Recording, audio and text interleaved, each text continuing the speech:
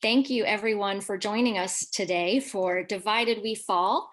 This is a webinar series in 4 parts. We're going to be focused on political and social polarization in our country, specifically as a business issue. We are here to talk about the causes of polarization, the risks it poses to business and society, and solutions that businesses can embrace to help address this critical issue. So my name is Sarah Bonk. I'm the founder of Business for America. And Business for America is a business membership organization. We mobilize the business community to take action to increase civic engagement, protect voting rights, ensure election integrity, and combat polarization. And we are really excited to partner up with the Niskanen Center in Washington, D.C. The Niskanen Center is a storied institution with some of the very best thinkers working to advance an open society.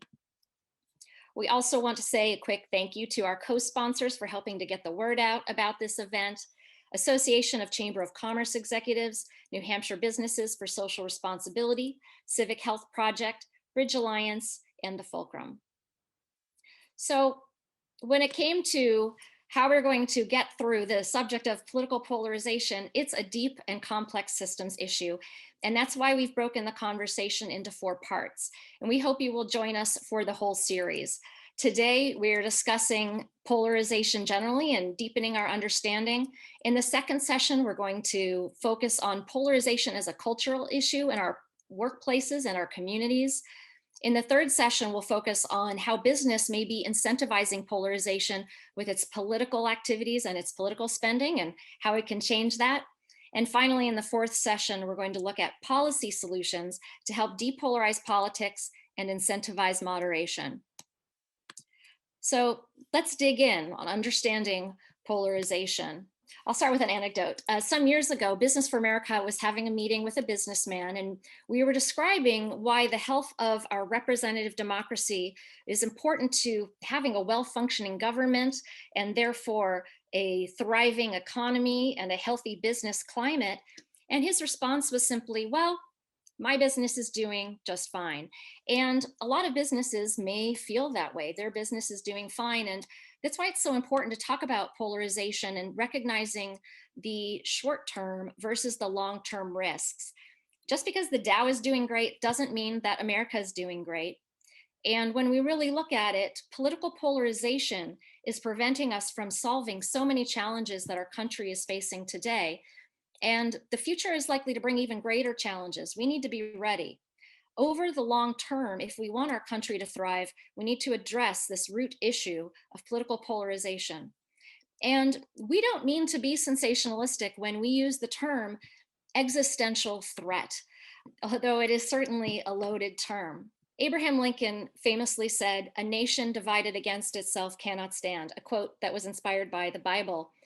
Every civilization has a rise and a fall, and while it's impossible to predict what the future holds, I would argue that if we don't address polarization, it could be one of the causes of, if not the cause of, our nation's decline. And because of that, I believe that American businesses have a duty to protect this future of our country and the democratic system of government that has allowed us to thrive. That's why we're having this conversation today. So, what causes polarization? And why is it getting worse? Why is it that left and right used to be able to work together in Congress? We could even visualize their cooperation. But over decades, the two parties have pulled apart more and more, and bipartisanship has become so rare. And what are the ramifications when voters are becoming more polarized? The median Democrat and median Republican continue to move farther and farther apart on the political spectrum. What are the implications for business? And what are the risks to our society? Certainly there are many. In the past, businesses their greatest concerns may have been access to capital, resources, infrastructure, talent, and customers. But today's successful business people are recognizing that our changing social fabric and increasing political polarization need to be part of their business plan. It's not enough to talk about this problem. We need to do something about it. And so we really want to be sure we're also talking about solutions to these problems, specifically what businesses can do to help. So want to thank you again for joining us to dig into this essential subject. Thanks to Niskanen Center for being part of this and our speakers for joining us. And just one last comment before we dig in. I want to say that when you look at the toxicity and the dysfunction of our political system and the divides in our society, it's natural to feel a little hopeless. And it's our hope that by better understanding the problem and having this conversation today, we can figure out how to solve it. It's our hope that by the end of each session, you'll have this better understanding of the problem and the solutions, and you're going to feel inspired to join us in taking action. So thank you again for joining us today to dig into this essential subject. And with that, I'm going to hand it off to Jeffrey Cabaservice, Vice President of Political Studies at the Niskanen Center. Jeff, please take it away. Thank you, Sarah Bonk of BFA, and thank you to everybody who's made it possible to have this webinar, and thank you for everybody for attending. Things are getting back a little bit to normal. I am back in the office right now, but internet has not returned to my office, so that's why I'm in the basement of a different kind of building. Maybe because of this strange new situation, I am reminded of a quote by Vladimir Lenin. Although I realize that communist leaders are not usually the person with whom you lead off a business discussion, Lenin is supposed to have said that there are years when nothing happens, and then there are weeks when decades happen. And I do feel that maybe we're in one of those hinge of history moments right now. As you just heard from Sarah Bonk, political polarization in this country is reaching levels that it hasn't reached since most likely before the Civil War. In fact, I saw a poll finding that 1 in 5 Americans say that many members of the other side, other political side, quote, lack the traits to be considered fully human. And 15% of Republicans and 20% of Democrats say the country would be better off if large number of opposing partisans just died. It kind of hurts you as an American to hear poll results like that. And when talking about polarization, what's happened, just in a nutshell, is that our various identities, not just as Republicans or Democrats or independents, but all the ways in which we see ourselves and see the world, have become stacked and supercharged behind our political identities. The political scientist Liliana Mason put it this way in a book she wrote called Uncivil Identities. A single vote can now reveal not only a person's partisan preference, but also his or her religion, race, ethnicity, gender, neighborhood, and even favorite grocery store. Partisanship can now be thought of as a mega identity with all the psychological and behavioral magnifications that implies. And that's something to keep in mind as we consider that the Republican Party, under the continuing influence of former President Donald Trump, appears to be severing its connections with big business. Trump has broken a lot of norms and traditions, and as a historian, I think the two most historically significant of these are likely to be his break with the tradition of a peaceful transfer of power, but also the rupture he has created between the Republican Party and big business. The alliance of the GOP with big, successful private enterprise really has been almost the sole defining characteristic of the party throughout its century and a half of history. But now Trump and his allies have declared that the GOP is a working class party. There's no widespread agreement on what that means, but it does seem to entail active hostility to big business and its preferences. Of course, when Trump came into office, he made a lot of overtures to big business. He was himself a businessman who was going to run government like a business. He trumpeted his efforts to roll back regulation. And the Republican Party's signal and nearly sole achievement during the first 2 years of his presidency, when the party controlled both houses of Congress as well as the White House, was to pass a corporate tax cut. But his trade wars and his protectionism damaged nearly every economic sector, and particularly big exporters. The CEOs who had joined his manufacturing and strategy groups at the beginning of his administration abandoned them after Trump made his comments about the white supremacist rally at Charlottesville. And by 2020, big tech companies had become demonized by Trump and the conservative media and portrayed as almost being his greatest enemy. And then after the January 6th rally in Washington, which turned into the invasion of the Capitol in an attempt to overturn the election, 20 of the 30 largest corporate PACs in the country announced that they were going to stop donating to Republican members of Congress who voted against certifying electoral college votes. And then, as you all know, just last month, hundreds of corporate leaders signed statements opposing the efforts of Republican state legislators around the country to restrict voting rights. Senate Minority Leader Mitch McConnell responded by saying, "My warning, if you will, to corporate America is to stay out of politics. It's not what you're designed for, and don't be intimidated by the left into taking up causes that put you right in the middle of America's greatest political debates." But former House Majority Leader Richard Gephardt, a Democrat, told the New York Times in response to this warning of McConnell's that while corporations are always reluctant to get engaged in partisan battling, quote, "This is about whether we're going to protect the democracy. If you lose the democracy, you lose capitalism." So 2 items in my email inbox stood out to me this morning before this webinar. One was a report from Axios that trust in governments is at an all-time low globally right now. But in the wake of the pandemic, business is now the most trusted institution in the world.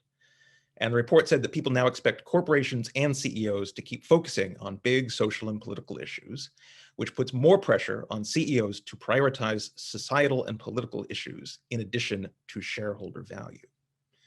But this morning's Wall Street Journal also has an editorial entitled "The Price of Woke Corporate Politics." It serves notice that conservative organizations are launching not only boycotts, but multi-million-dollar national advertising campaigns, attacking the brands and credibility of corporations that are opposing Republicans and Trump in these efforts. So, to try to give us some context and a deeper understanding of what's going on, we have brought together a lot of intellectual and political firepower on this panel. And it's our great pleasure and honor to be joined today by our 3 panelists. First up will be Professor Mark Mizrachi from the University of Michigan, where he is the Robert Cooley Angel Collegiate Professor of Sociology, the Barger Family Professor of Organizational Studies, and Professor of Management and Organizations. That's a lot of hats, but he wears them well. And he's also the author of what I consider to be one of the modern classics, which is The Fracturing of the American Corporate Elite. So welcome, Mark. Next up after Mark will be Professor Didi Kuo from Stanford University, where she is Associate Director for Research and Senior Research Scholar at the Center on Democracy, Development, and the Rule of Law at Stanford University. Welcome, Didi. And finally, we'll hear from Sarah Longwell, the publisher of The Bulwark, co-founder of Defending Democracy Together, and podcaster and political commentator extraordinaire. She has been so helpful to Niskanen in recent weeks that we are considering naming one of our office corridors after her in her honor. So thank you all for being with us. So without further ado, Mark, if you could unmute yourself. And I wonder if you could just give us some context for what we're seeing right now with this historic fracturing of, or apparent fracturing of the Republican Party and big business. Okay, well, thank you, Jeff, and thank you everyone for being here. You're probably all here for pretty much the same reason that we are, which is that you're concerned about the present condition of American democracy and very worried about its future. And there's good reason for that worry. We've already heard from Sarah and Jeff some good reasons. As you know, we're experiencing a crisis right now that may be as severe as anything we've had since the Civil War. Our system is close to dysfunctional. We recently witnessed an insurrection at our Capitol. We face a level of polarization beyond anything in my lifetime, and I grew up in the 1960s. I can tell you this is worse. We can't even seem to agree on what the truth is anymore. So the question is, what got us to this point and what can we do about it? So in the few minutes that I have here, I'd like to present some historical perspective on what I believe is the root of our current predicament and provide just a few suggestions for what I think needs to be done. I've made this argument in more detail in the book Jeff just mentioned. There's also a paper on the Niskanen Center website that I wrote that was posted October 7th, if you want to take a look at that. I'll try to hit the high spots here. And by the way, I don't have any slides. Jeff requested none. So that will probably speed me up. So anyway, if we go back to the period right after World War II, the United States had emerged as the world's leading power. We still had serious problems. I don't want to paint this as some kind of utopia back then, but overall the system worked well and life was improving for the vast majority of Americans. We were experiencing a rapidly growing economy with low unemployment and low inflation. The average standard of living in real terms more than doubled between 1946 and 1970, which allowed most Americans to live a middle-class existence, in most cases on one income. Poverty was cut in half in the 1960s alone. And we had a political system that, although not perfect, worked effectively and in a bipartisan manner. Democrats and Republicans fought it out, of course, but they were also willing to work together. When the Medicare Act was passed in 1965, just to give you one example, more than half of the Republicans in the House voted yes, and nearly half of the Republicans in the Senate also voted yes. So what allowed this system to work? The argument I make is that a major reason for the success of American democracy in the period after World War II was the important role played by the largest American corporations. It's true, most businesses at the time, as they are now, were politically conservative, but the leading corporations of the era exhibited a moderate and pragmatic approach to politics.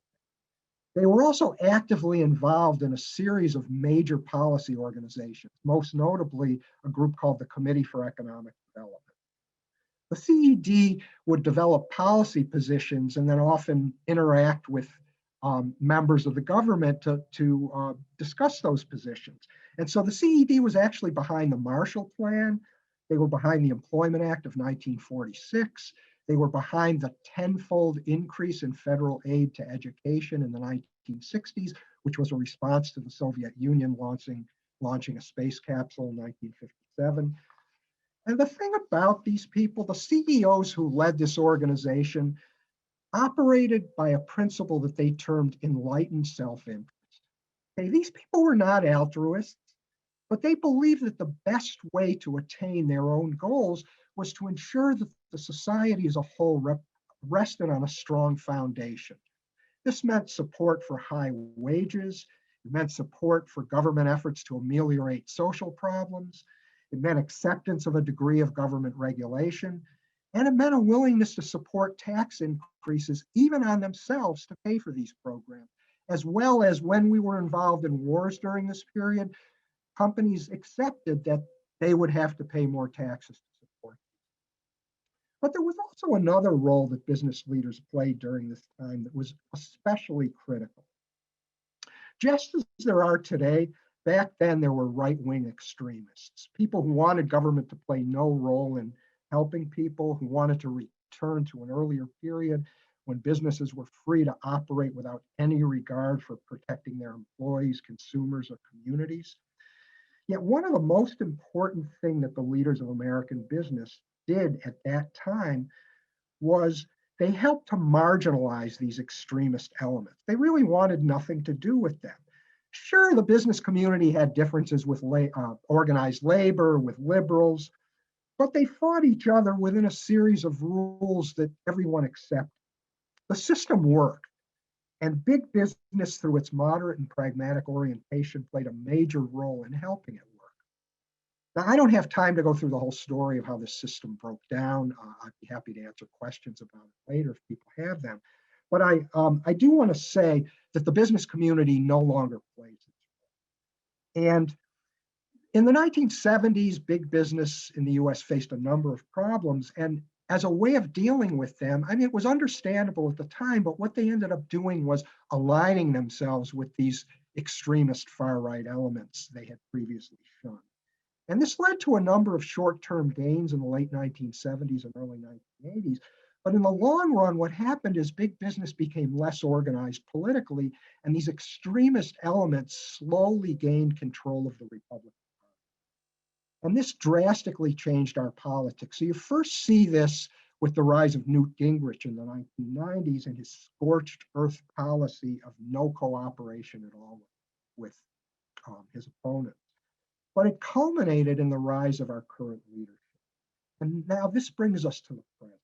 And it's important to clarify one aspect of the current situation. You know, we're talking about polarization, and we often talk about the increasing extremism of both parties. But it's not a symmetric phenomenon.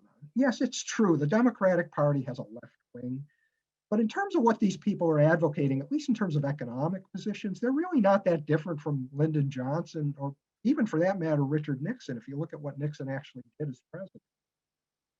Most Democrats, in fact, they're not even that far. Most Democrats are much closer to the center, as you can see, as represented by our current president. The Republicans, on the other hand, have become far more extreme on the right than Democrats are on the left. And except for a handful of people in the party, there's no real major political force right now in the United States occupying the center right of the political spectrum. This is the space that was traditionally occupied by the big business community. The Republicans who dominate today have a cavalier commitment to facts, an unwillingness to accept democratic norms, including the possibility that their opponents might have legitimately won an election and have a legitimate right to govern. Now they're trying to restrict Americans' right to vote, and the group exhibits an extreme set of views on actual issues. So the question is, just to wrap up, what role can business play in this? And the task, I think, is for those who care about the future of American democracy. There has to be a way to reoccupy that open space in the center right of the political spectrum. And there's three possible ways I can see to do this. The first would be for business to find a way to reassert control over the Republican Party. I'm not sure exactly how this can be done, but one way would be to use its clout, including its economic clout, to refuse to back extremists and instead offer support to more reasonable candidates. A second alternative is to side, at least temporarily, for the good of the country with the Democrats, especially centrist Democrats. Again, you don't have to be a Democrat, but the problem is right now the extremists in Congress really have no incentive to change unless they start losing elections. And so the question is, how's that going to happen? The third possibility is to just break from the current version of the Republicans and do what some people are now advocating, which is starting a new center-right party. I don't know what the appropriate solution is, and I hope that this series will help come up with some ideas for it.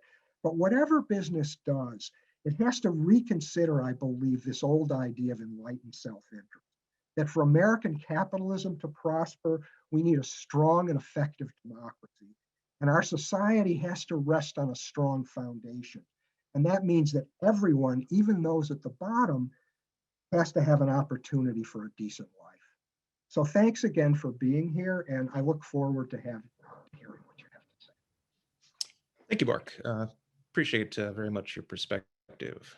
I wanted to have Didi Quo be part of this panel for a lot of reasons. Among her many distinctions, she is an adjunct fellow of the Niskanen Center.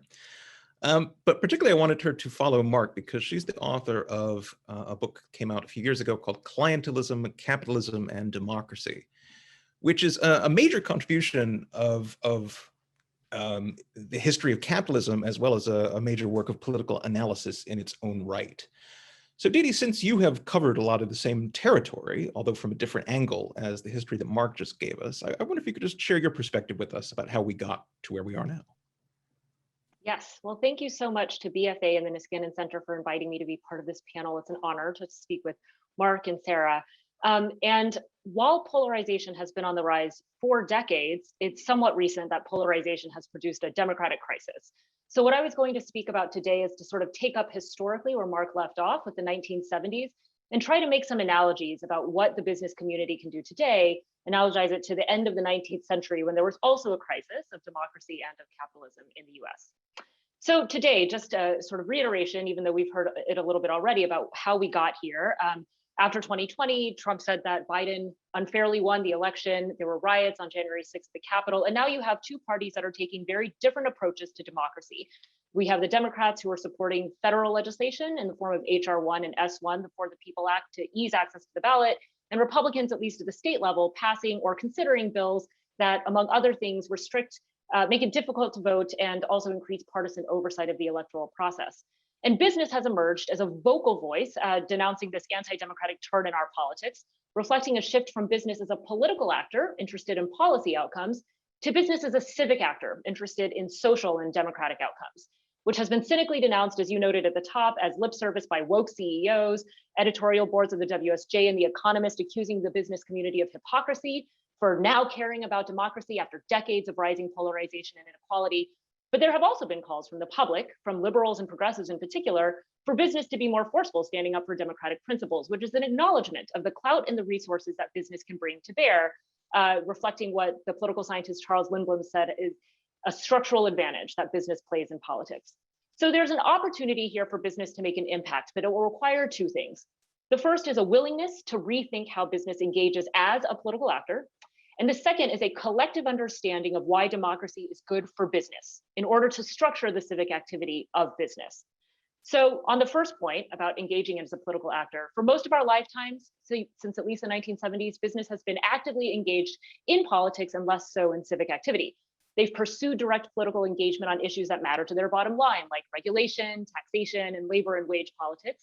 And the template around this form of business engagement involves campaign donations, lobbying, using your government relations and public affairs departments, and working through national associations like the US Chambers of Commerce or the NFIB, which push a political agenda typically associated with political conservatism. So while business is in no way a homogenous actor, after Citizens United in 2010 and high-profile activity by groups like Americans for Prosperity, which is funded by the Koch brothers, there's a perception that business is associated with potentially radical politics, and that business has been a driver of polarization. Really, most corporate PACs give equally to both parties, and many CEOs, especially younger ones, are quite liberal, but still, there is a perception that the business community is a driver of polarization. And as polarization has risen, so too has economic inequality. Americans are now wary of the relationship between businesses and parties, and more critical of capitalism itself, having felt the effects of globalization and a financial crisis in 2008, and more recently, a pandemic. So for business to be an effective civic actor, it has to think about and potentially reconsider how it engages politically. And in particular, I would challenge businesses to think about whether or not traditional forms of engagement, like the ones I just outlined, are complicit in anti-democratic activity. The second thing that businesses need to do is organize collectively in the ways that Mark just described, and to be explicit about what precise democratic principles they endorse. Some in the business community have become self-reflective. There has been a growing interest in corporate social responsibility initiatives. Larry Fink of BlackRock and the Business Roundtable have said that we no longer need, shareholder capitalism, instead need to embrace a larger set of stakeholders. And Jeff, as you noted, during the Trump administration, businesses were conflicted sort of about how to act. They spoke out against the Muslim ban. The corporate councils disbanded after Charlottesville. And in 2017, a transgender bathroom bill in North Carolina was roundly denounced by business and the NBA and the NCAA. So today, when Georgia's SB 202 passed in April, Ken Chenault, the former CEO of Amex, and Kenneth Frazier, the chief executive of Merck, organized 72 Black executives to sign a letter denouncing it. At the Yale School of Management on a Saturday, Jeff Sonnenfeld convened 200 executives to sign, and many corporations have now signed on to statements opposing discriminatory legislation. Most Americans these days work for a corporation. Most Americans interact regularly with corporations as consumers and sometimes as outright fans and devotees of some businesses. Public opinion evidence shows that people may not trust corporate America writ large, but as you noted, they do trust business more than they trust government, which is admittedly a very low bar. And many workers trust their employers, even if they may be dissatisfied with workers' rights in general. But business is not a representative institution. It's not even a political or intermediary institution. So all business can do is be vocal about why democracy is good. And now I'll turn to why business requires a stable democracy. In the 19th century, during the Gilded Age and after the Civil War, there were many problems related to patronage and corruption in the United States.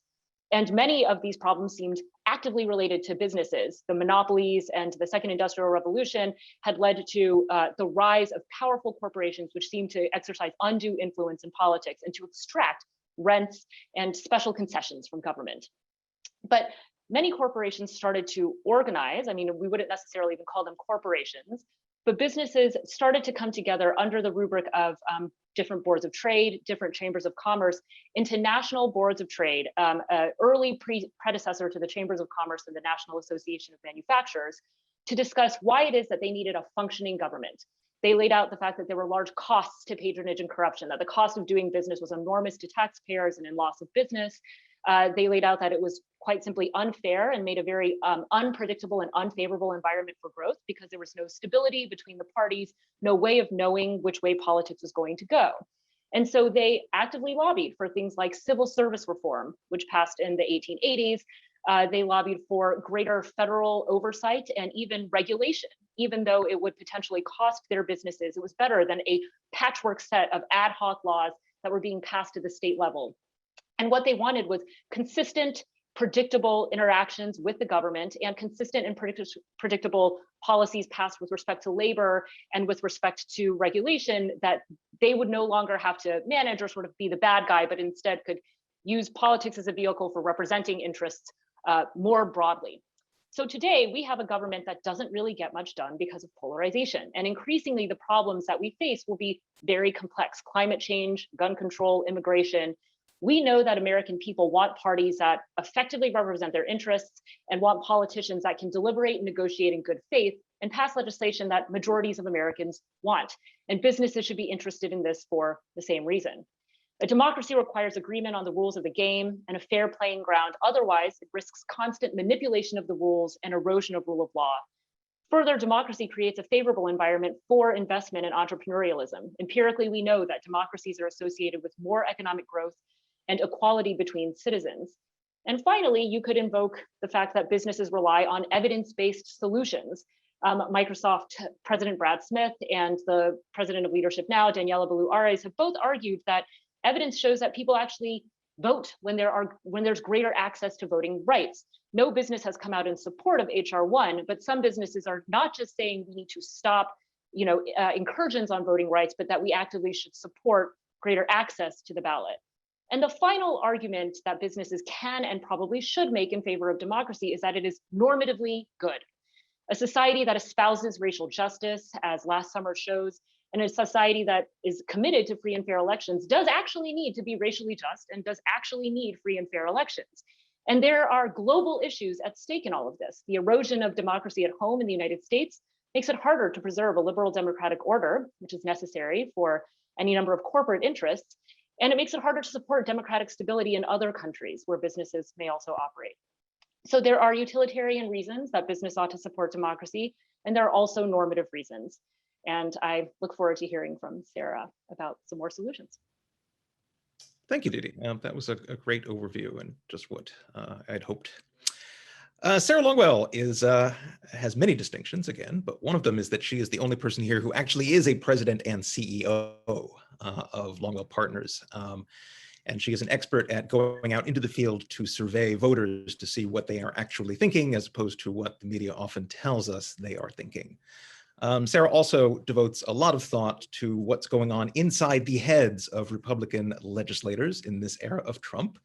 That is a psychologically painful thing to do sometimes. One of the best podcasts about the Republican Party is actually Sarah's podcast about the French TV series A French Village with Ben Wittes, because it gets into so many issues of collaboration and resistance and complicity that actually are rife within the Republican Party in the age of Trump. But Sarah, I wonder if, having heard these kind of reviews of how we got to these to this current breach between the Republican Party and the business community, if you can give your own perspective based on your reading of both voters and politics right now. Yeah, well, I'll say up front what I'm not, which is a scholar on this particular topic. So these guys just both gave like very clear, sort of scholarly readouts. I have no historical perspective. My perspective is only this, that my entire career up until I left my previous company to start my own company was working with corporations and businesses and working on public policy issues that affected those businesses. I also previous was a Republican who worked on a variety of both in my professional capacity, but also, I did a lot of work to, I was the first female board chair of Log Cabin Republicans, the national organization to advance LGBT rights within the Republican Party. And so I guess I will bring both my perspective on what is going on with the Republican Party, because as people have noted, its relationship with business has been evolving and has been rapidly evolving, even in the last year or so. And also, I would say I left my company to basically do work in the democracy space. And so I have thought, not in a scholarly way, but in a practical way, about the way that businesses can be involved productively in this current moment, which is, I think, is a unique moment. And so I guess I'm going to start with something that Jeff talked about, which is in terms of what is happening with part of what is going on with polarization has been the collapse of institutions that unite us. So the military, trust in the military is down, trust in churches are down, trust in the media is basically non-existent, trust in universities. Everything now has started to take on a polarized sheen, where people think different institutions are now part of a political tribe.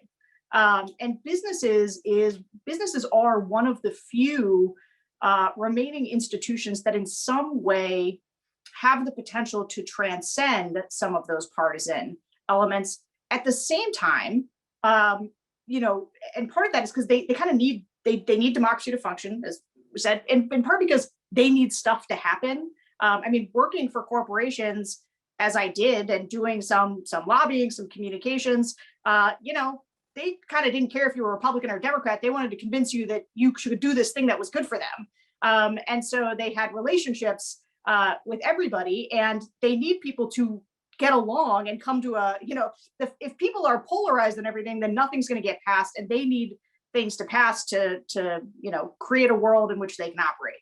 So that's part of it. But the other way that it intersects that I think is to think about this moment right now, imagine if you're a restaurant over the last 16 months.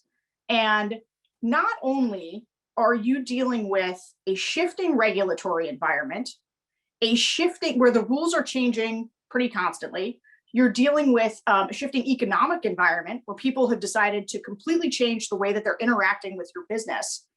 But you're also dealing with trying to be the enforcer of a population that has become intensely polarized around issues like masks. Right? So someone's walking into your restaurant, not wearing a mask.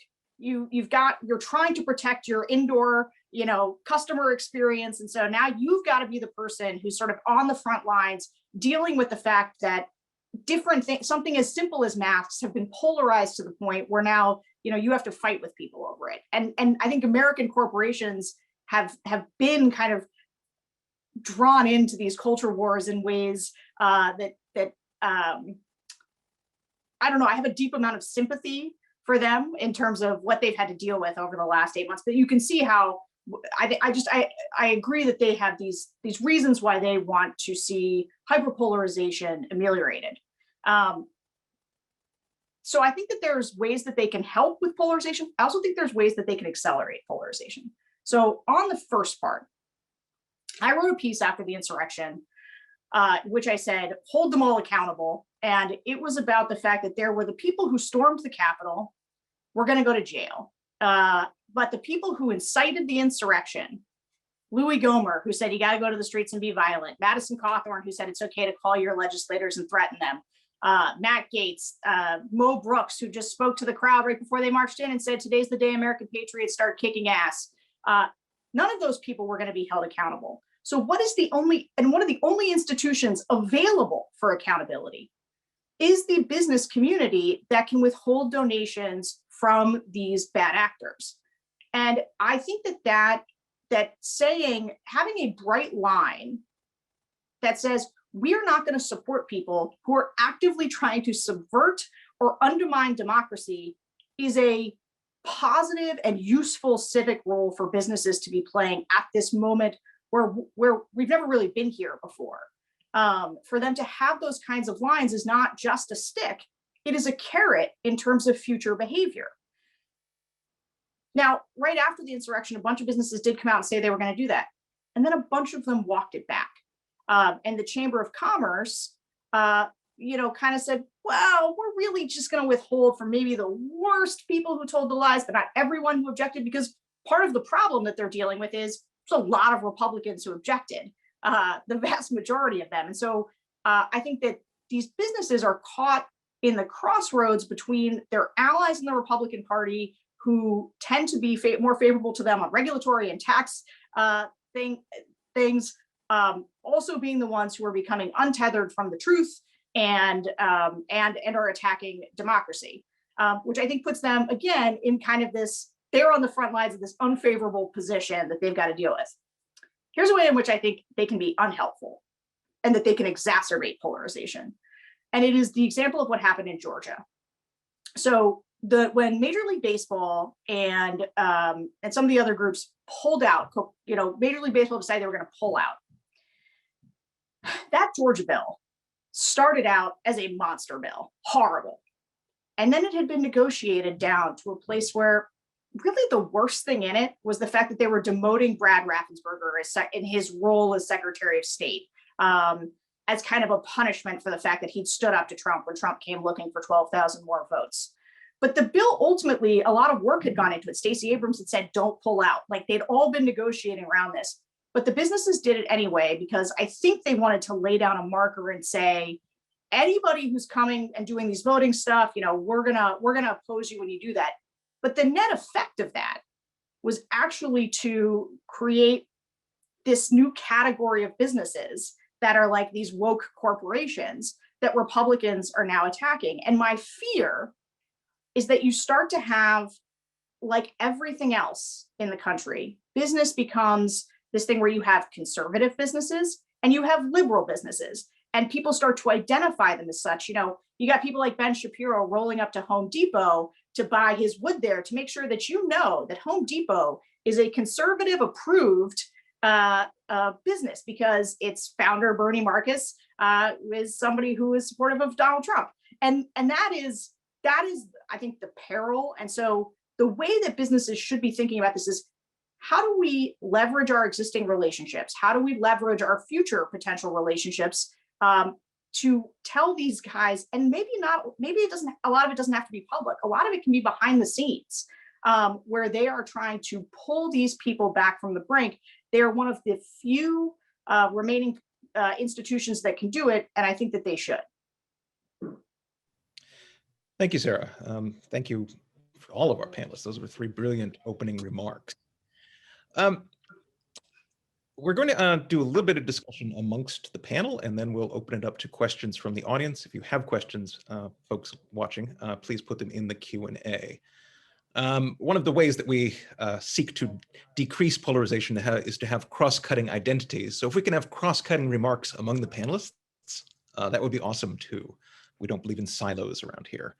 But I actually wanted to ask a question of Didi first, because your discussion was admirably clear and free of scholarly jargon.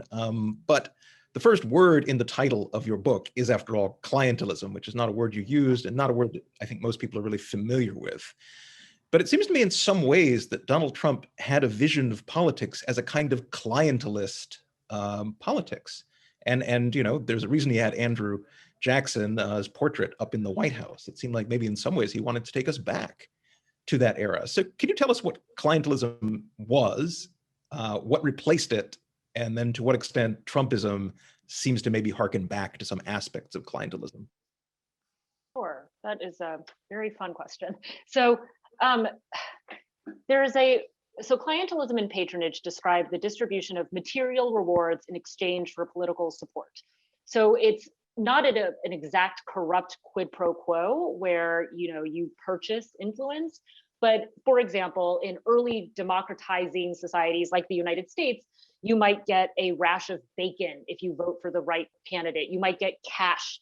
You might get, in a big patronage-oriented cities in like New York's Tammany Hall or Chicago, you might get a job. And the way that political parties initially formed as organizations was basically through the use of patronage. That the way you would mobilize voters is by mobilizing them by having them become members of the party, official members, and Europe card-carrying members where you paid a membership dues.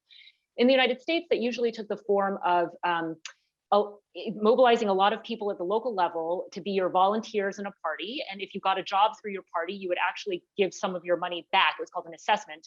You would give, like 10% of your income back to the party. And you were expected to work for the party on election day to help get out the vote and rallies, that kind of thing.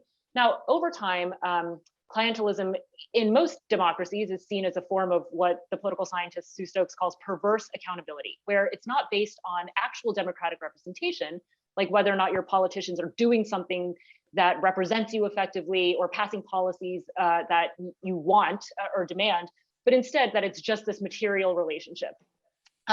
And what replaces it is called programmatic politics, where you have parties that are organized around ideologies and policies about what the state should do for its citizens. In conservative parties, typically there's a more sort of liberal, by that I mean sort of little L liberal approach to politics, where the state doesn't do as much, the market might do more, there's a little bit less regulation, less taxation. And then conservative parties are often associated with, for example, like religious groups. They might be Christian democratic parties in Europe, for example. But then labor parties and social democratic parties are associated with labor unions. They represent working class interests. And over time, you get party competition along the lines of policy. So one thing that's difficult about translating this framework into modern day is that nothing illegal really happens when you have a campaign finance system that allows big donations, for example. It's totally legal for people to give money to candidates. However, we know that there are inequities in how people give political money. We know that some people just have more money to give, first of all, really high net worth individuals. We also know that corporations tend to have much more power, collective and organizational power than big groups of citizens who might have common interests. And we also know that there has been a decline in things like unions, for example, that used to be able to aggregate interests effectively. So today we have a system that still allows some people to seemingly purchase political influence. It's not explicitly corrupt because it's not illegal. We don't even have effective norms against it because it's not even explicitly clientelistic. You sort of know what the rules of the game are, and also parties say that the donors don't affect how they vote. But at the same time, there isn't much counterweight, or what Galbraith called countervailing power, to the power of big business. And I think that this is one of the problems that business runs across, is that it wields political influence that is perceived as being undue or illegitimate. And yet there is not much recourse that the public has in reshaping this dynamic, except for political reforms. Although, as you pointed out, Judy, it's actually individuals, big billionaire donors, who seem to have more of an ideological impact on parties' directions than businesses themselves. That's true. Yes, and I think that there is sometimes a collapsing of those things, that so many high net worth individuals made their money from business that they're sort of seen as carriers of a business interest, even though that's not really what's driving them. Yeah, thanks. Mark, Dwight Eisenhower, the Republican president who succeeded a long period of Democratic occupation of the White House, was seen as kind of a business-like president. He palled around with business figures mostly. He had on his cabinet Charles Wilson of General Motors, whose famous quote was, "I always thought that what was good for General Motors was good for the country and vice versa," which was a remark that got a lot of currency. But Eisenhower also said that there are people out there on the right who think you can do away with the New Deal and bring in this kind of pre-progressive era freedom of business to do whatever you want. But as he famously wrote in a letter to his brother Edgar, the number of those people is negligible and they are stupid. And business worked to marginalize the people like Fred Koch, who eventually went on to found the John Birch Society, but they were marginalized by the political system too. So what broke down? How did business stop exercising this kind of vigilant role that once upon a time was reinforced by the moderate elements of the Republican Party? Okay, well, I'll try to keep it brief. It's a complicated question, but I think the main problem was, so the American economy worked really well in the 1950s and 60s, but there were problems, a whole series of problems were building up during that time, and they really came to a head in the 1970s. So we started to experience a whole range of economic problems. The first was that because of the Vietnam War and also because of extensive social spending in the 60s, we started to see increased inflation, and that created pressures on the entire economy. Then we also, American companies had really pretty much had their way for the period after World War II. But by the 1970s, Europe and Japan and parts of the rest of the world had re-emerged from the ashes of World War II, and were now producing, in many cases, better quality products at lower cost than the American companies were. And all of a sudden, the American companies started to face this foreign competition that they hadn't really experienced in recent years. And they really weren't prepared for it because, so the steel industry, these were highly concentrated industries, steel and auto in particular, and they got soft. They were making plenty of money. They weren't facing a lot of competition. They failed to innovate. All of a sudden, you start to see the Japanese and the Europeans coming in, and the American companies were not prepared to deal with this. So they started to experience a pressure on their profits, and you start to see a decline in the profit. The other thing was that productivity growth was starting to slow. And there are a lot of reasons for this. Some business people argued that organized labor had become too powerful. We also had a series of international crises. We had the energy crisis spurred by OPEC, significantly increasing the price of oil. And then we had a decline in respect for American institutions. Something like what we see today, although I have to say not nearly as severe, but people were, because of Watergate, because of Vietnam, a lot of Americans were skeptical of our institutions, including business. And so big businesses at that time were faced with a real dilemma. They were being squeezed from all sides, and they honestly didn't know what to do. And what they started to think was, well, maybe we need to reassess our willingness to accommodate big labor and to accept a highly active government. And maybe we need to start pushing back a little bit. And so they did. And one of the things that they did was they began to align themselves with these traditional far right elements whom they had previously shunned. And these were people, as you mentioned, they had been fighting the New Deal for decades. They were kind of off in the shadows, not really having much of an impact on American politics, but they were organizing. And when big business decided to align itself with these groups, there was a shift toward a much more right-wing political posture, a much more confrontational posture. So the idea now was, let's go after organized labor and gut them. Let's go after government regulation, and which is thwarting us. Let's push for lower taxes. And the thing is, because of this alliance, they were very successful. And what I argued in my book is they were so successful in achieving these goals that by the time the dust cleared in the early 1980s, they really had accomplished everything they needed, and they didn't need to be politically organized anymore. And then they started to go their own way. So you see in the 1986 tax bill, for example, instead of business organizing collectively to try to push for policies that would have benefited all of them, you see individual companies going in with very specific recommendations and quests. And as a result of that, so you start to see this fragmentation of big business. And then, of course, we had this huge acquisition wave in the late 1980s, and this created tremendous pressures on corporate management that we still see to this day, where company CEOs are under much more pressure now from the capital market, from investors, than they were back in the 1950s and 1960s. So when everything cleared by the early 1990s, these far-right elements had basically taken control of the Republican Party, and big business was really not in a position to stop it. And I think that's the root of the problem that we're in today. Thanks, Mark. Sarah, the noted corporate philosopher Michael Jordan once observed that Republicans buy sneakers too. And my feeling is that most businesses would like to stay out of partisan issues. So I guess the question is, why can't they right now? Or why does it seem like they can't? Well, some of them can. I mean, here's the thing to think about. Like they didn't go into business to defend democracy. I started a group called Defending Democracy Together. That's my job. Their job was to go make widgets. They got into the business because they wanted to cook food for people. They wanted to sell them sneakers, or they had a great idea for like a better way to, have a knife shaped. Whatever it is, they got into business.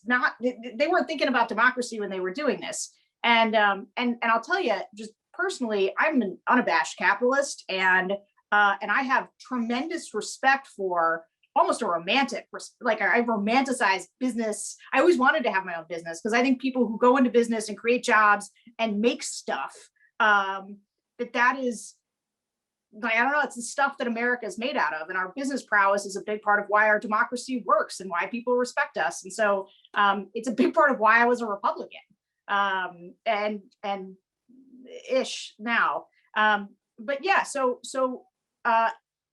they and having worked with all of these companies, they're extremely concerned about their political profile, and they don't really want to have a political profile for the most part. This idea of people getting involved over voting rights is pretty new, in terms of, companies coming in. And so I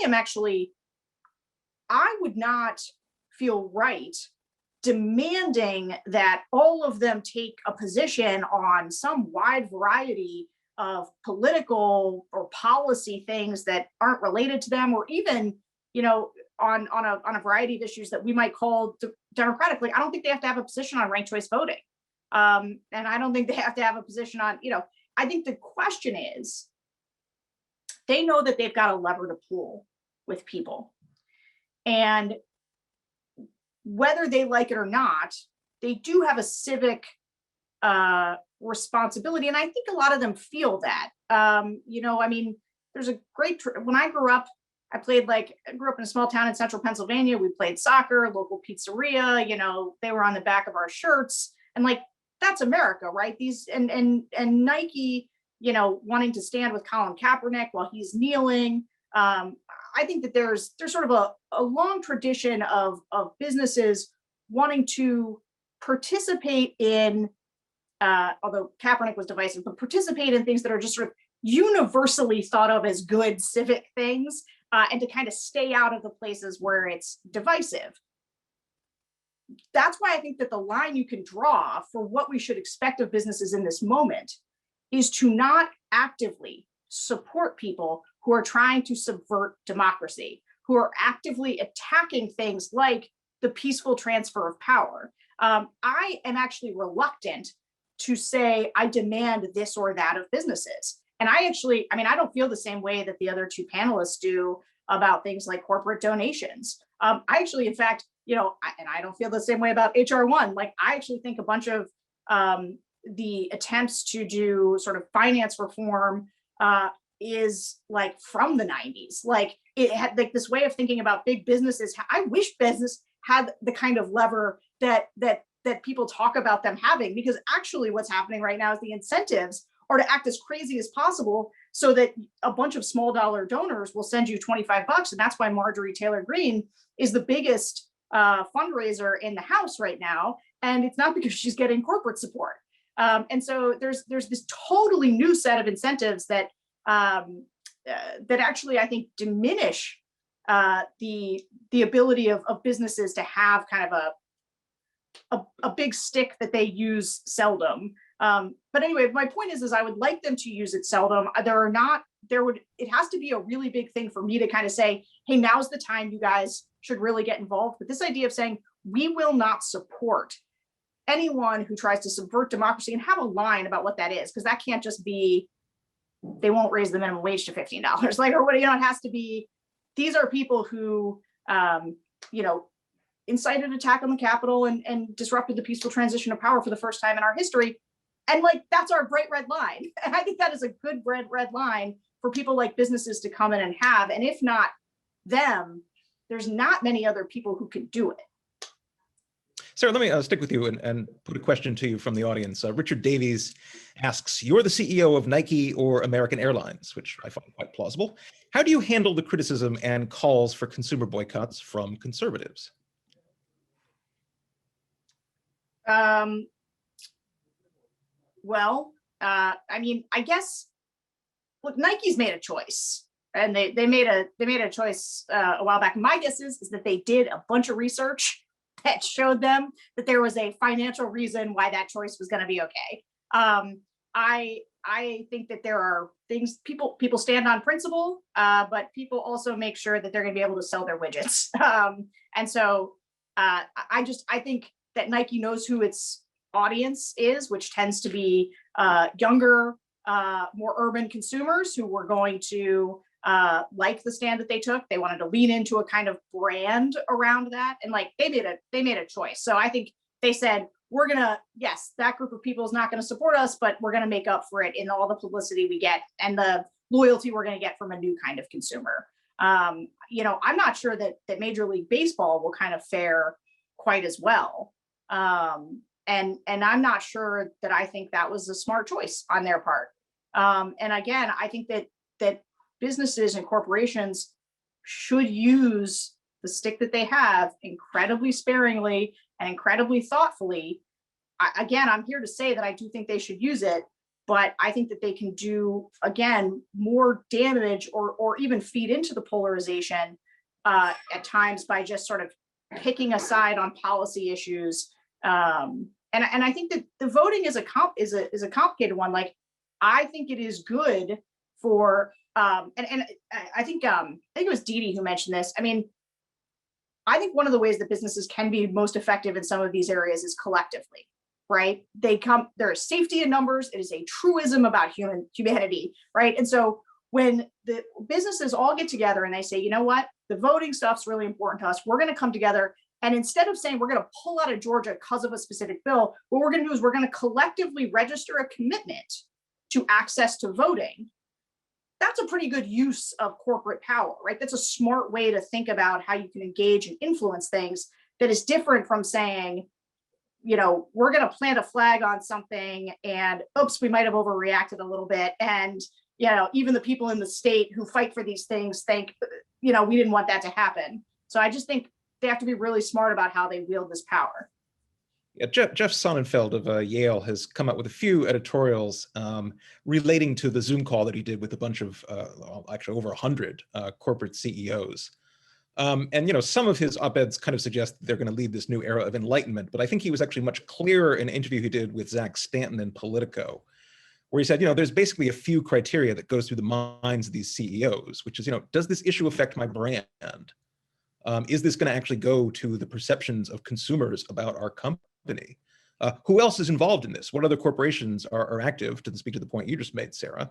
And is being silent an option or not? Or is this of just such existential importance that we have to speak out? And that, I think, explains some of what's going on with the vote around the voting rights issue.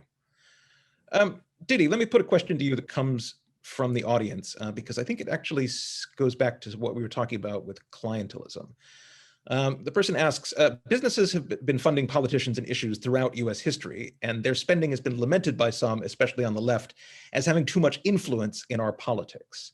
Now critics of business influence in politics, mostly on the right, lament the voice of business in speaking out against some of these issues. Why is money influence okay with the right, but not the left? And why is voice influence okay with the left, but not the right? So I mean, I think that it's all a product of polarization, that in an era where there was less polarization between the parties, then there was probably less opposition from the left and the right to whenever businesses decided to take a stance that could be perceived as anti one of the parties. And to echo what Sarah was saying, I completely agree that that is not a system of campaign finance necessarily that drives polarization, or that it's not easy. There's no easy relationship between saying business involvement in political financing is what drives polarization as opposed to other kinds of financing. There is ample evidence that the decentralization and diffusion of campaign finance regimes after the 1990s Bipartisan Campaign Finance Reform Act has empowered ideological small donors whose positions are far to the extremes of your average voter. And there's also good evidence that a lot of people who now describe themselves as independent and aren't as polarized as active partisans are much more cynical overall about the political system and much less likely to get involved. So I think that it's worth mentioning that the drivers of polarization have been leaders of parties who are responding to a variety of different interests that are sometimes giving them money, sometimes not. And that some of what we're talking about today should be, when does business exert a moderating effect? When does it exert actively a polarizing effect? And when might it just be perceived as exerting a polarizing effect, which is, I think, a warning that I hadn't thought about before, but once Sarah said it, that's totally true. If you start identifying corporations and especially their executives with either being sort of Republican or Democratic companies, that really starts to polarize aspects of our regular everyday life that ought not be politicized. So on the question of financing, I mean, I think that it has sort of reached a fever pitch with the after Citizens United, just with a lot more of a public backlash to the perception of the influence that corporations wield in campaign financing. And that I don't know that without polarization that anyone would really care necessarily how businesses use their voice. And I think that that's why business, insofar as it typically has a somewhat moderate stance in politics and has no interest in extremism or polarization or democratic backsliding, that's why we are now asking businesses instead of political leaders to think about exerting a moderating effect. They're sort of like the ship has sailed on some of the parties' attitude underlying all of this. Yeah, Didi, I'd also like to point out that there is left-wing scholarship out there that presents corporations as evil and nasty and bad actors throughout the entirety of US history. Yeah. But in your version, it's actually corporations who advocate for and get a greater state presence because of all of the drawbacks of clientelist politics. And in your version of History to Capitalism, these businesses are often positive actors. And I think that actually carries through. The reason you start hearing less from businesses in some sense is because they achieved some of their goals in getting a functioning state and stability. And, that's maybe under threat now, which is why we're also hearing businesses speak out. I mean, the economy did take an $8 trillion hit from the pandemic. And had Donald Trump's administration been competent and not polarized a lot of these issues, it's interesting to know how many lives and how many dollars could have been saved. And this could account for a rise in corporate activism now. That's true. Yeah. Mark, I guess one of the theme of your book is about sort of the triumph of neoliberalism, which actually drew in not just businesses, but also both parties. I mean, the neoliberal ideas were there in Jimmy Carter's presidency. And I wonder if we're coming now to the end of neoliberalism, or how genuine you think this return is, supposedly, to a return of stakeholder capitalism instead of shareholder capitalism. I'm not sure how widely known or understood the term neoliberalism is, but and I don't, to be honest, I try to avoid using it myself just because it's actually used by a lot of far left people who, and I don't necessarily want to identify with that crowd. But what you're referring to is a pronounced shift to the right that began in the 1970s. Not just, I think it was driven by the business community, but eventually it encompassed both political parties. It resulted not only in Ronald Reagan's presidency, but even the Democrats becoming more conservative. And that approach has pervaded to the present. And what you're asking is, have we perhaps come to the end of that period? And I think that, I actually think there was some justification for why it occurred in the first place. American companies had become highly bureaucratic, slow to adapt. They weren't delivering value for shareholders. I mean, people are investing their capital in these companies. They have a right to expect some kind of return. They weren't getting it. Productivity was not increasing.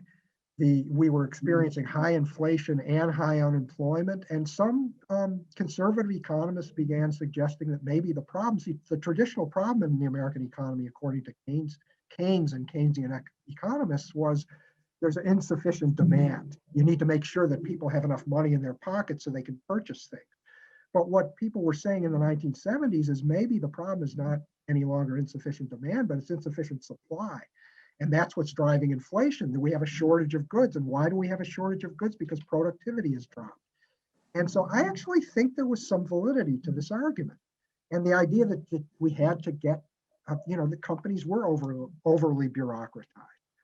And so some of that shift, I think, was probably necessary. The problem was, in one sense, I think it went so far in the other direction that one could argue that we've come full circle. And that part of the 2008 financial crisis, I think, was the fact that the average American doesn't have sufficient purchasing power anymore. And we have so much inequality at this point. The average American standard of living has barely increased in the last 40 years.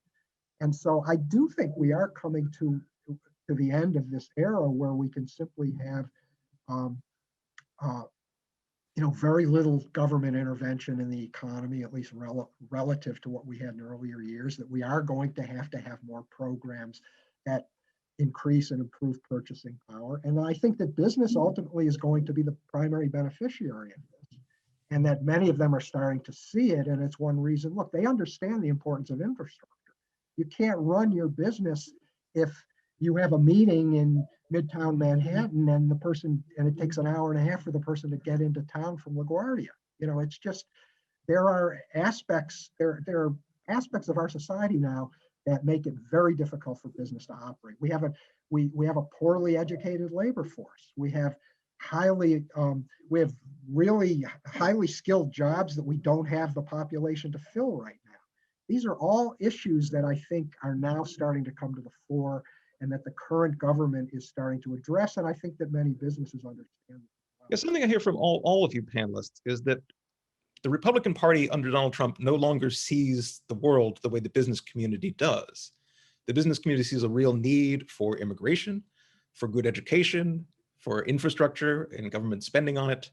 And the business community depends on effective governance. People do pay attention to the World Bank's showing the United States sliding down the charts in terms of the rankings of effective government. Do you think that's going to change as long as Donald Trump effectively is the head of the Republican Party? No, I don't think it's good, because I think, look, I actually think that Donald Trump changed the Republican Party, both in terms of its makeup, who's involved in it, and in terms of what it thinks it's going to be and what its future is. So, Jim Jordan says, we're the beer and jeans party now. You got Marco Rubio that says we're now a multi-ethnic, multiracial, working class party. They are going after world corporations. Marco Rubio just sided against Amazon with the labor unions. Like, that's the craziest thing I've ever seen in my 20 years of being a Republican. It's not the craziest thing because the last 4 years have been nuts, but it's a crazy thing to see. And I think that the nationalist populist sort of sentiment that is now driving the Republican Party, and it's interesting actually to watch, because Joe Biden is kind of like, oh, you're the white working class party. I'm also in that lane, friends. And they're doing it in these different ways, right? So the Biden administration's like, here's stuff, here's money, here's shots in your arms, here we're going to do an infrastructure package, here's all this stuff. And the Republicans are like, here's grievance politics, here is a bunch of cultural things, here's a bunch of signals that say that the left are socialists and crazy, but they're literally talking to basically the same group of voters, which are working class voters, and both of them are now doing sort of the culture war, class warfare against big business, and that has been one of the, besides the Republican Party, deciding that it was absolutely against foreign intervention, it is one of the biggest changes that I've seen in sort of the what the makeup of the party is. And when I do talk to Republican voters, they want that. Like, they are anti-big corporations. Folks on the left will love to tell you about how the vast majority of voters are kind of with them on some of the campaign finance and other things, because they are against big business and they're against big government and basically anything that's big. And they want someone that's fighting for the little guy. But I will just say, to me, this opens up an enormous opportunity for Democrats. Like, there is an opportunity right now. The Republican Party has had business more or less captured for decades. They were aligned they were joined at the hip. And for the first time, there is real opportunity for Joe Biden and the Democrats, I think, to build a coalition and work with businesses in ways where they can be both an actor to protect democracy, but also an agent to help us pull ourselves out of what has been a really devastating time. And to the extent that he can help, rebuild this economy with business and show that it's not, I think for a long time, right, the reason that businesses wanted to hang out with Republicans is that the Democrats were mostly saying bad stuff about businesses half the time. And so to the extent that rhetoric can change, there's a real opening for a new alignment that if I were the Democrats, I would be looking to grab. But this was a question directed to Mark, but I think any of you can jump in. Do you look at people like Bernie Sanders or Elizabeth Warren just demonizing big corporations, capitalism generally, and think that this is part of the problem, that's preventing some kind of coming together of the kind of corporate elite consensus that you saw back in earlier decades? Well, Yeah, I don't think that the rhetoric, at least in terms of trying to gain allies in the business community, I don't think that kind of rhetoric is helpful. I actually think that some of the ideas that they have, if they were presented in a different way, might have more resonance among business people than some of these more far left politicians think. For example, I think something like, healthcare has been a huge problem for business. They are spending, according to my estimate, at least the Fortune 500 alone is spending at least $750 billion a year on healthcare for their employees. Now, I'm not saying if we had a Canadian style system, I'm not saying those costs would be zero. Of course not. They would still be substantial, but it would be for business. Why should they be worried about this? This is something that society as a whole could take care of. When Social Security was first passed, business was initially opposed, but once they realized, hey, we don't have to pay these pensions anymore, or at least to that extent, the government's taking care of it. They actually decided this is a pretty good deal. And so there are all kinds of things, even the issue of taxes. I think if you look back historically, business especially has been willing to accept tax increases, particularly on the wealthy, including when the CEOs themselves were going to be paying higher taxes, if they felt it was leading to policy that was ultimately beneficial to society. And so I think one of the problems is as much the rhetoric.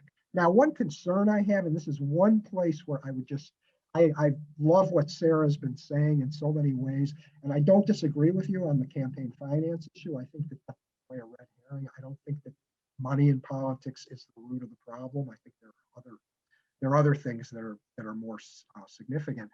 But in terms of there is a substantial segment of the Democratic electorate that buys into the rhetoric of Elizabeth Warren and Bernie Sanders. And one concern I would have is if the Democrats were to move too far away from that and become too willing to accommodate themselves to business, the question is how many of these more liberal voters would they lose? And I think that's a calculus. I think Biden has been very, very careful and done a very good job of trying to balance these different forces. But I think that's the one concern that I think a lot of Democrats might have in taking you up on what I think is a great suggestion. Go ahead, Judy. Oh, okay. This might be just an overly academic point, but one thing that I think a lot of the advanced democracies are facing, one of the challenges is that globalization has really reshaped the meaning of the left-right divide. So a lot of far-right politicians, and I guess I would certainly count Trump as one of them, even though his style might be different from other far-right politicians, is that they support things like protectionist policy rather than free trade, which breaks with typical conservative policy. They support what's called welfare chauvinism. Like they want social benefits and welfare benefits, but only for certain groups within society, groups that they consider to be the in groups. And finally, they're anti-immigration. And these are, this is a kind of realignment that I think parties have not been able to accommodate well. Mainstream parties of the center left and the center right are trying to figure out what to do with the fact that businesses operate in a global environment. They sort of answer to a lot of different types of constituencies and consumers, and they're difficult to rein in domestically because just the internationally competitive environment means that businesses can pursue a lot of their strategic interests outside their domestic and national boundaries. And it, I think, puts parties in a tough position of knowing how to accommodate these kinds of shifting preferences for welfare, for example, for immigrants, and for free trade. Thanks, Dita. That's a good point. It's worth keeping in mind that big businesses are only one part of the capitalist economy in this country, as well as, political actors. And bankers obviously play a very different role. One could even look differently at the role of the professional managerial class as well. But Sarah, the question for you that came up from the audience, do you think small business has a particular perspective in politics? Do you think small business has a different view of these questions of restrictions on democracy? Do you think small business is overall more Trumpy, or how do you look at these things? It's such a tough question because small business just doesn't, the way business is like this, the intent of business is like, and this is why the culture wars around them are so interesting. It's like tech is its own thing, right? Like Facebook and Twitter, they're their own thing with their own sort of political arena. You think of big corporations, but like lots of big corporations are actually small corporations. So like, for example, just take like a McDonald's or something. So like most McDonald's restaurants are owned by small business owners, franchisees, like people who own maybe 1 or 2 stores. And so, you know, how does someone who owns a 7-Eleven feel versus somebody who owns a dry cleaning company? Like they don't have that much in common in terms of what matters to them. I do think there are certain things that that unite the business community.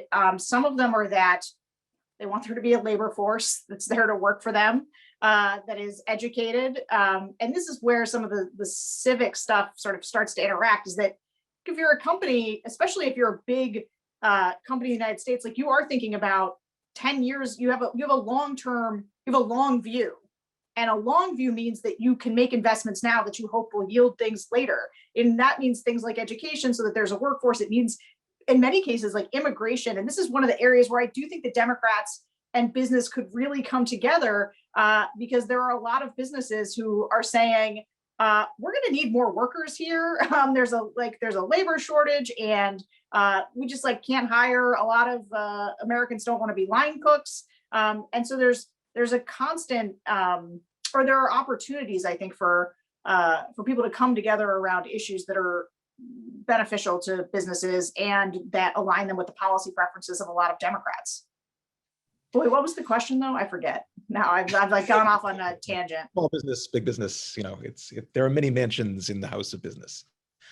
I guess a question that came up too, I would like to adapt somewhat. Let's say you are a CEO out there right now, and you are looking ahead because you read the Bulwark, and you read Sarah's pieces in the Bulwark, and you think there's actually a non-trivial chance that the United States democracy might fracture in the 2024 election, that there will be a hugely contested outcome, that maybe Republicans will not abide by even the Electoral College, but instead will seek to throw the election to be decided in the House of Representatives.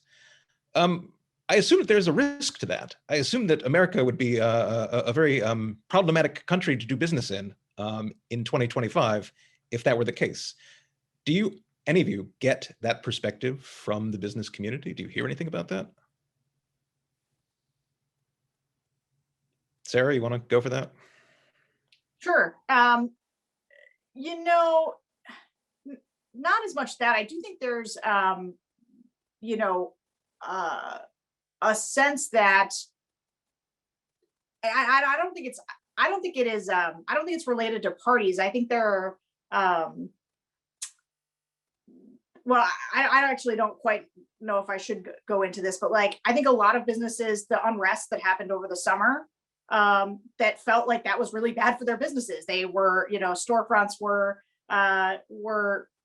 attacked, and like, and I think that the business community right now is at a crossroads where it's trying to figure out how to engage in a way where they can advocate for things that are important to them and important to their employees, right? And I think that includes like racial justice, and so they're trying to figure out how to be like good civic actors, while at the same time having a really vested interest in things being like as calm as possible, right? Dee made this point earlier, and it's something I hear from business, like it's an important sort of idea in the business community, which is like, just tell us what it's going to be like. Like, just give us the rules and we'll play by them. Like, we just want to know. And that's a very fair thing, right? And so to the extent that I guess what you're putting forward here is, hey, wouldn't it be bad for businesses if everything started to fall apart?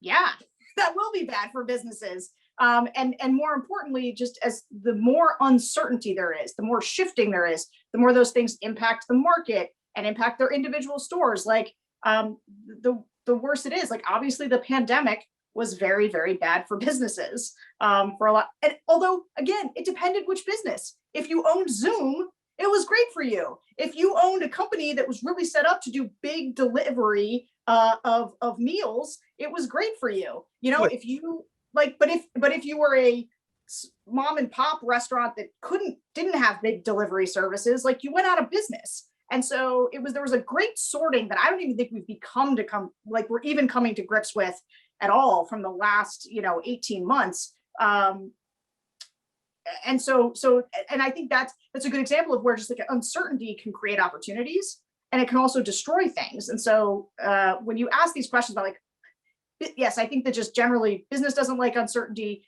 It does not like the idea that Americans would continue to come apart. That being said, there's different ways in which that might impact any different individual business. So it's hard to answer. Can I say something, Jeff? Quickly, Mark, because we are coming to the end of our time. Okay. Yeah, I just want to reiterate a point that Sarah made earlier, that this is one reason why acting collectively is so important, because acting together means that individual companies aren't necessarily sticking their necks out and therefore making themselves vulnerable to some kind of boycott. So I think that's critical.